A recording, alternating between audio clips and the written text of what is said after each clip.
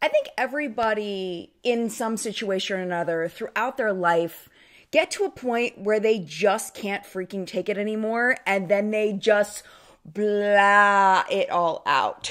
That happened this past week with Marlena Stell, who is an OG beauty YouTuber. She was actually the inspiration for this channel. She's been doing it forever. She started the original influencer makeup brand, Makeup Geek. She had a lot to say that she's been holding in for a long time, specifically about her relationship with Jaclyn Hill and how much money she lost because of Jaclyn Hill's actions back in the day. We're going to go into why she's saying this now and the proof that she's telling the truth in just a moment. Beyond that, we have Ulta, who is being sued again in a class action lawsuit for treating their employees like crap and not paying them.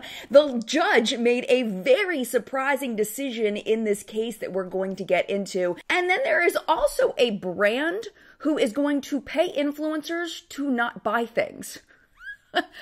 We're going to talk about why and how and all of that in just a minute. Hang tight. We're getting into it right now.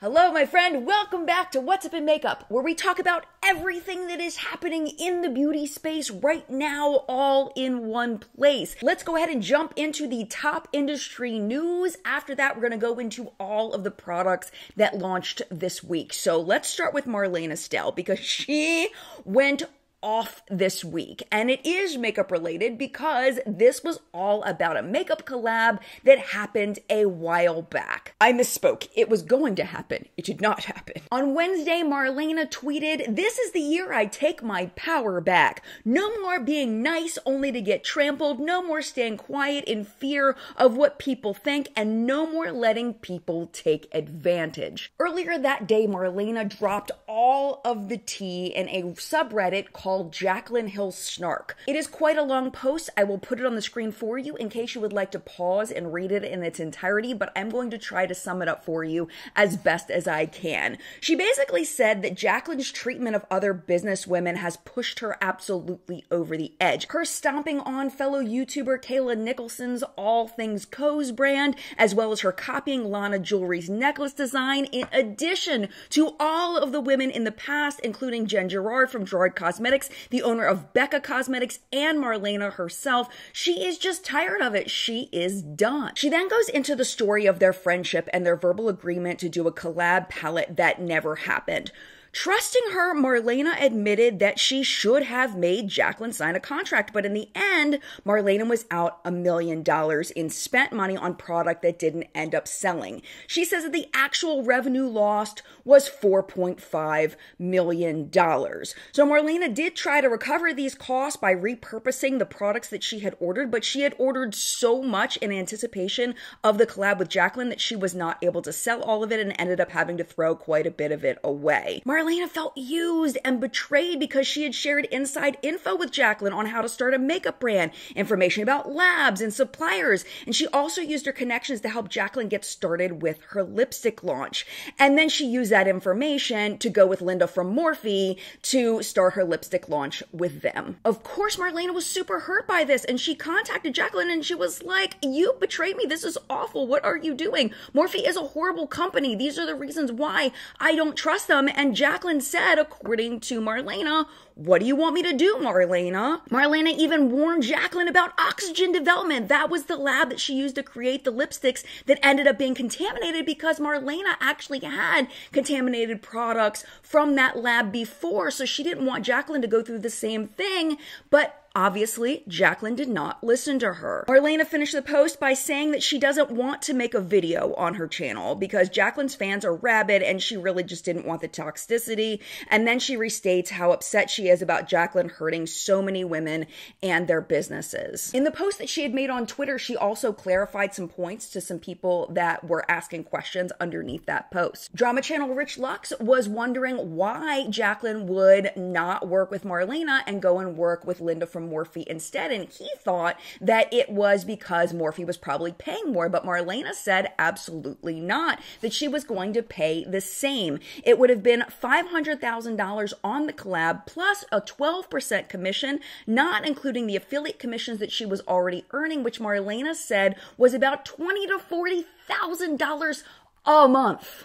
That is nuts. Another person asked Marlena why she never sued Jaclyn. Marlena was like, I was going through so much right then.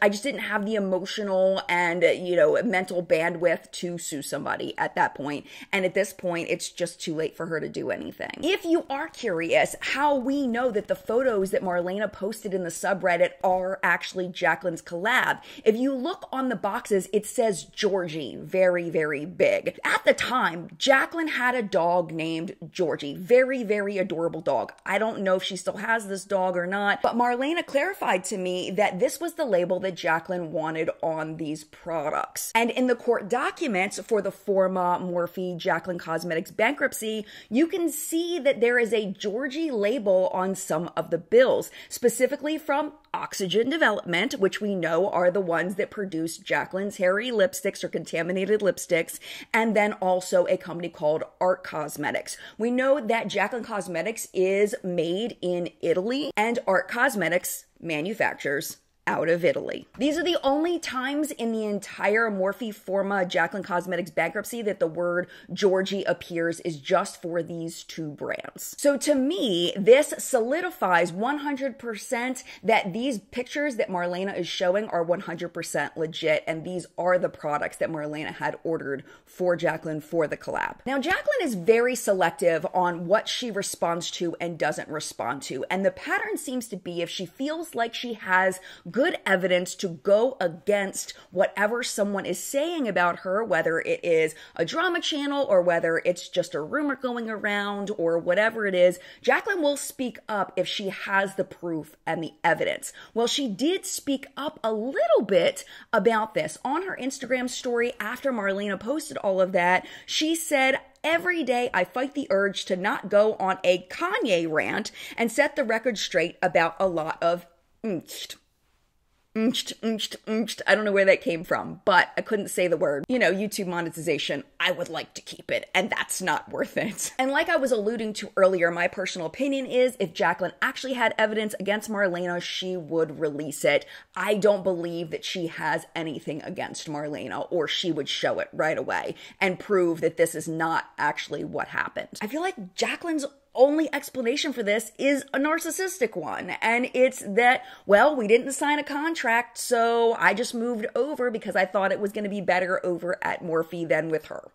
And she just didn't care about Marlena, her feelings, her brand, anything. She was only caring about herself. That's what it appears to be to me. And maybe Jaclyn was thinking in her head, well, she should have had me sign a contract. It's her fault for not making me sign a contract, which I think is gross if that's the case. And just to be very clear, this is not a personal story against Jaclyn. This is just my opinion as the host of a makeup news show that talks about things happening in the beauty space. I don't know Jaclyn personally, but what she has shown me to be through her actions publicly is that she's not a very good person.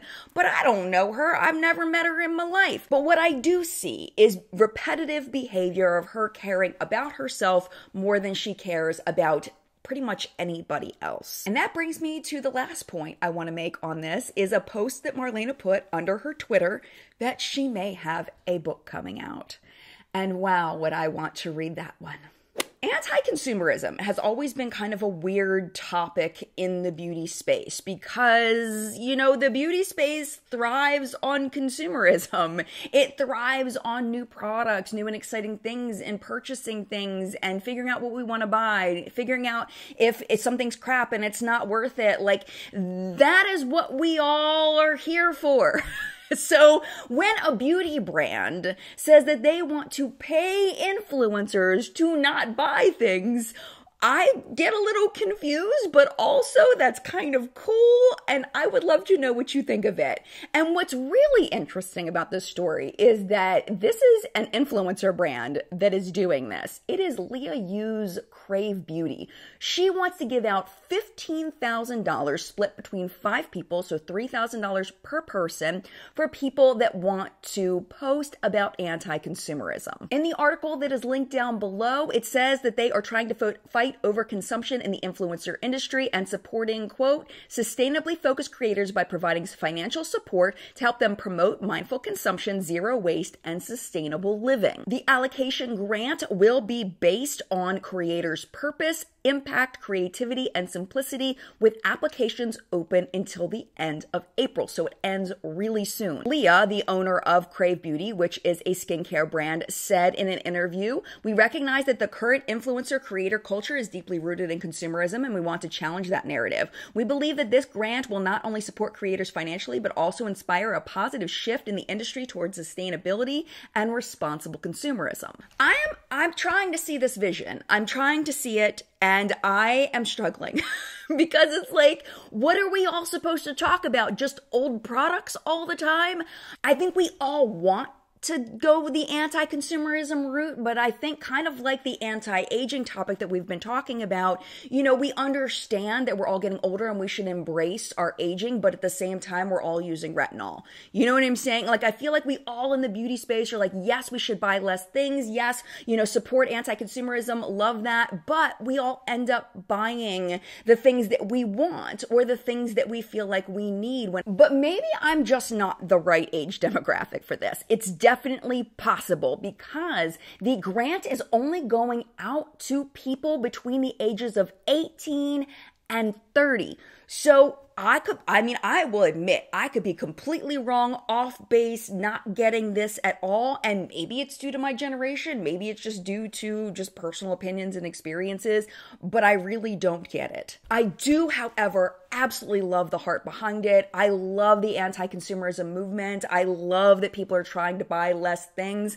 A long time ago, I made the decision to only purchase things that I had intended to use for the channel, not just the things on a whim that I thought were cool. So I do feel like the beauty space can participate in a level of anti-consumerism, but it's just, I don't know. But really and truly, I love the heart behind this, and I know that there are people that are super into this, and if that's you and you do have a YouTube channel or a social media platform, you can apply up until April 30th, and I wish you all the best of luck. I would love to hear you weigh in down below because I know some of you are going to strongly disagree with me on this, and I would love to hear your perspective, and maybe I'll change my perspective a little bit and you'll help me grow.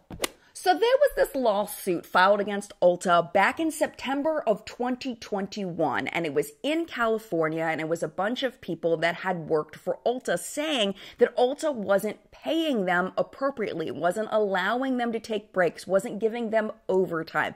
Things like that. Last week, a judge in the case rejected the settlement offer that Ulta was proposing. They were saying they wanted to pay out $1.5 million, and the judge looked at it and basically was like, that's not enough for how bad you've treated these people, is what I got out of reading it. The judge then questioned the employee's lawyer and asked about why they hadn't provided sufficient information to properly evaluate the sum owed, which, yay, good job on that judge, because it's possible that the judge knows that Ulta has a history of this. It turns out back in 2020, February of 2020 to be specific, Ulta paid $1.75 million to employees in California for the exact same freaking thing. In this case, it does seem like it wasn't enough money because they had identified about 24,000 employees involved, and when you break that money up, it ends up being not a lot when you have that many people. So they said the average payout was less than $45. Can you imagine working for Ulta for like 4 years and like being shorted on your overtime for 4 years and like not being allowed to take breaks and not getting your sick time and all of that, and then getting $45. That was the average. They said that the biggest payout was only $220. I guess that's for the people that were really wronged. It just doesn't seem like enough. But then But then it gets worse because that was not the first one. There was actually one before that where Ulta was in trouble for pretty much the same thing. But this time it was with management positions. So this was in 2016. They paid out $3.65 million. And guess where it was? Freaking California, because I guess California might have better protections for workers than other states. I honestly don't know a lot about it, but that's what it sounds like.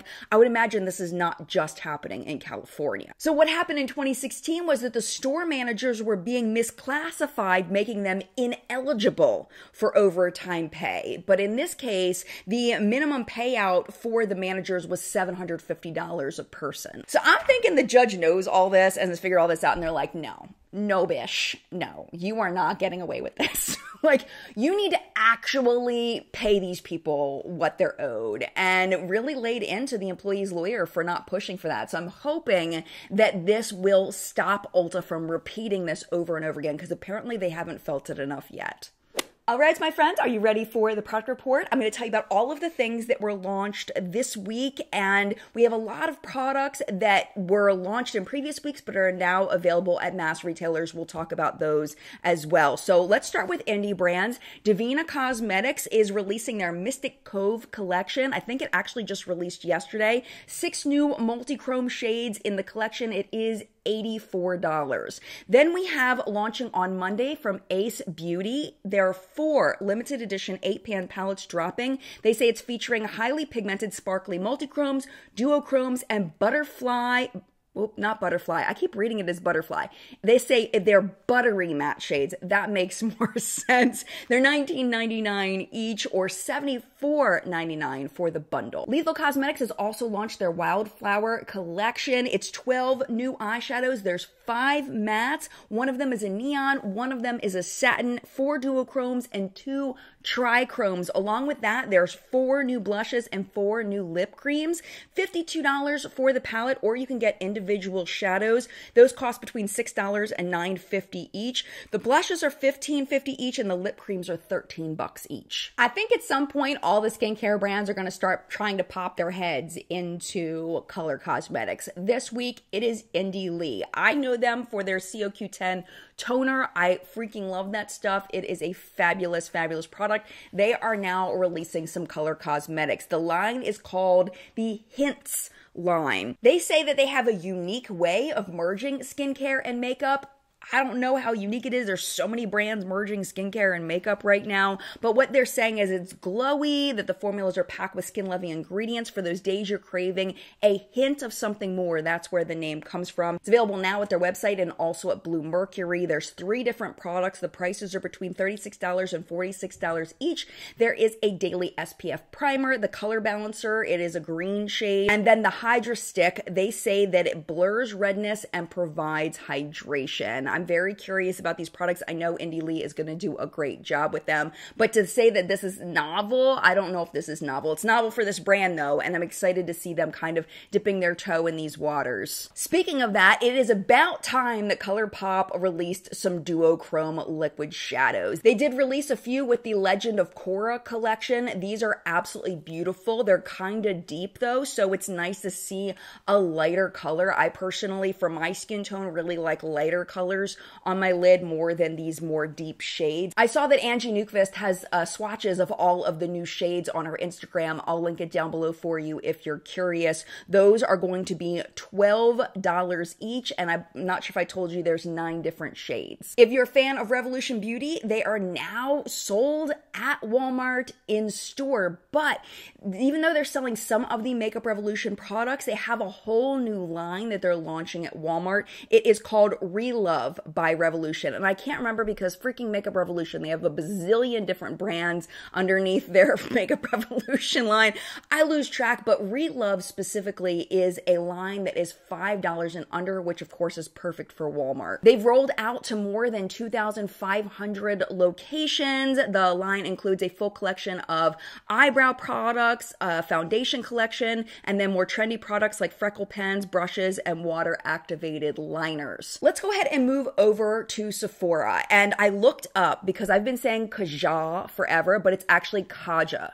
Kaja. And it's funny because I get comments in the comment section, I've been saying Kaja wrong this whole time. And it's like, it was me the whole time. I was the one that was saying it's wrong. So I'm hoping that I now translate that to long-term memory. It's Kaja. Speaking of that, Kaja came out with a new Bento product. It is so freaking cute if you like very glittery, sparkly makeup. This is the Viva Shine Bento Highlighter and Eyeshadow Palette. It's 28 bucks. It is kind of cute, but it looks so freaking glittery. A product that I am very interested in is the Farmacy Apple Lip Smoothie Vitamin C plus Peptide Lip Balm. It's $22. Really smart for Farmacy to get more into lip balm, compete with Laneige. I think they have a market for it. They're really good at formulating their skincare. I think this will probably be absolutely amazing. I hope they come out with a bunch of different flavors for this. We talked about last week that Melt was going to launch an eyeshadow palette on 4/20. They have done that. It is now at Sephora. It is the Electrip eyeshadow palette.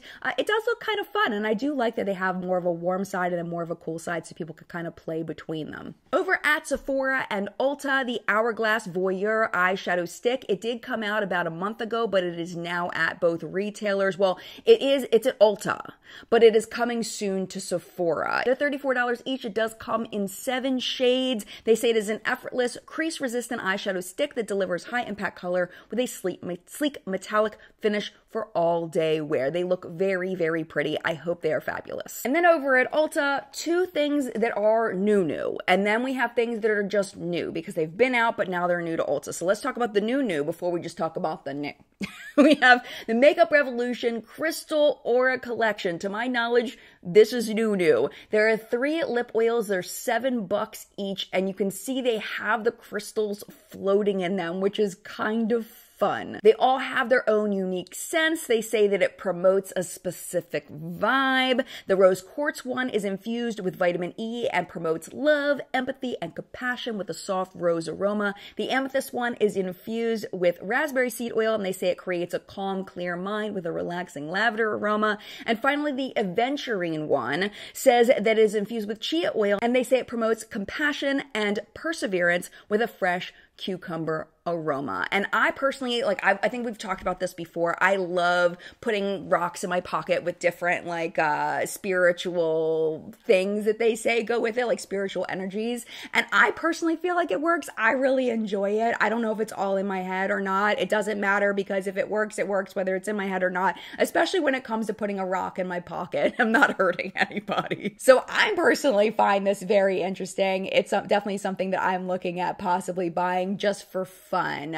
If you are not interested in the lip oils, they also have 3 fixing sprays. They have the same stones in them. They're $10 each. And then they have 3 stone-inspired palettes that are inspired by the same 3 different stones. Those are $15 each. If you're not into that at all, but you love The Lion King like I love The Lion King, Essence has dropped a Lion King collection. $2.99 to $12.99 for each product. There's 3 eyeshadow palettes, the Lash Like a Boss mascara in a Lion King tube. I'm hoping it's exactly the same as the Lash Like a Boss mascara that they sent me in PR. That stuff is freaking amazing. I brought it with me to Vegas. I used it every single day. Didn't put lashes on the entire vacation except for one night. One night I put on lashes. Every other night I just went with my Lash Like a Boss, and I thought it looked really, really pretty. I would imagine it's the exact same thing. I don't know why that they would change it just because they're changing the packaging.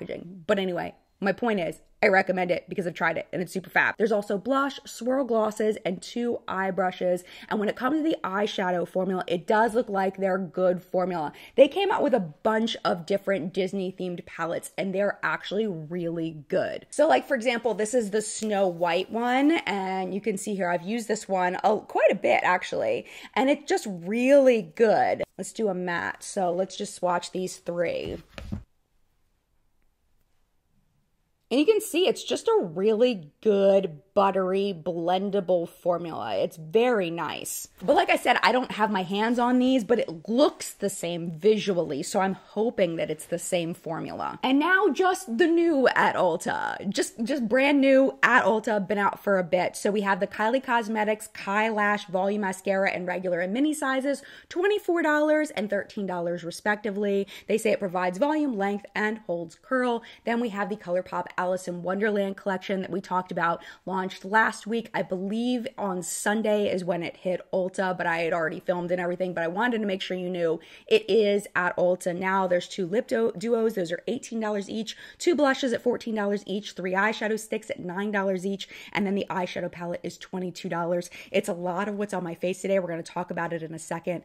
Give you a little mini review when we get to PR purchase product of the week. Products we talked about at the beginning of April from Florence by Mills have now arrived at Ulta. We have the Eye Candy eyeshadow stick in 6 shades, the On Your Mark dot and line dual-ended liquid eyeliner, the Up a Notch volumizing mascara, and the See You Later by Phase makeup remover. Prices range from $14 to $16. And then, I swear Wet n Wild is dragging the Sesame Street launch out as long as humanly possible. The Sesame Street products are now at Ulta. In the collection, we have the banana powder, the multi-stick, the cheek trio, lip mask, eye and face palette, tingling gloss, lip scrub, and lipstick, along with accessories like a brush set, a handheld mirror, and a trash can shaped like a sponge holder. I have a feeling that's the thing that's going to sell out. I think Oscar the Grouch fans just are losing their minds over this thing. There's also a makeup bag, and prices range from $5.99 to $16.99, or you can get the PR box for $75, but make sure with the PR box that it includes what you're looking for from the collection, because it's not the entire collection in the PR box. Personally, the standout product for me from the collection was the Tickle Me Elmo lip gloss. It's like a tingling lip gloss, but it's a really, really mild tingle. It smells really good. It's got like a fruity candy scent with like maybe a hint of a cherry scent, but mostly like fruity candy. And it's just a really nice, very basic lip gloss. There isn't a lot of tint to it. It's just got like a very, very light tint to it. Oh, and if I didn't mention, Wet n Wild sent me these in PR. I want to make sure you know that before you move on to PR purchase product of the week. All right, all PR to share with you today. I want to start off with the Too Faced Born This Way Healthy Glow Foundation. Okay, so I have opinions on this. This is the second time I've worn this, and what I learned the first time is this does not build. It looks like absolute trash if you put on too much. You have to make sure you shake it, and you have to make sure you put on like 1, maybe 2 layers of this. I put on 3 layers and it looked like complete doo-doo. You could see like every texture, like all the texture. It was breaking up really bad. It was awful. But today I think it looks so much prettier. I just put on 1 layer of it, and then anywhere I felt like I needed more coverage, I just added a little bit of concealer, and that worked out perfectly. I will definitely keep you posted on this. I don't feel like I've used it enough to give you any more information as far as like wear time and stuff, but again, I'll keep you posted. And then I wanted to give you, like I mentioned before, a little bit on the Alice in Wonderland collection. So on my cheeks today, I have the Alice blush. This is in Oh Dear, and it is very lightly pigmented. If you are very fair, you may enjoy this, but I feel like it even barely shows up on me. Like I had to cake it on. Here it is on its own without blending, but as soon as you start blending, it pretty much goes away. Just ignore this. This is from my Apple Watch band. It's been irritating my skin, so that's what that is. That's not a swatch. That's not dirt. That's like healing right there. But right here is the pink from the blush. I'm actually going to give this to my kid Phoenix, who is fairer than I am, and I think this is going to look beautiful on them. And then as far as the eyeshadow palette, it is fabulous. It is just what you would expect from ColourPop. If you like ColourPop's eyeshadow formula, this is no different. I do want to let you know though that this shade for me isn't enough for up in my crease to give some definition as far as a matte shade. So if you need deeper mattes in order to set up your look, if you like doing that, you're probably gonna have to reach for another palette. But other than that, these shades are fabulous. On my eyes today, I mostly have this shade here. It's called Lose Something. That is what's on the outside. And this shade right here, Curiouser and Curiouser, is phenomenal. It is one of my favorite blues of all time. Like, I don't know what magic they put in this, but there's so much white base in it that is so opaque. I'll show you in a second. On my lower lash line, I have AEIOU on the outer corner, and then on the inner corner, I have, what did I do?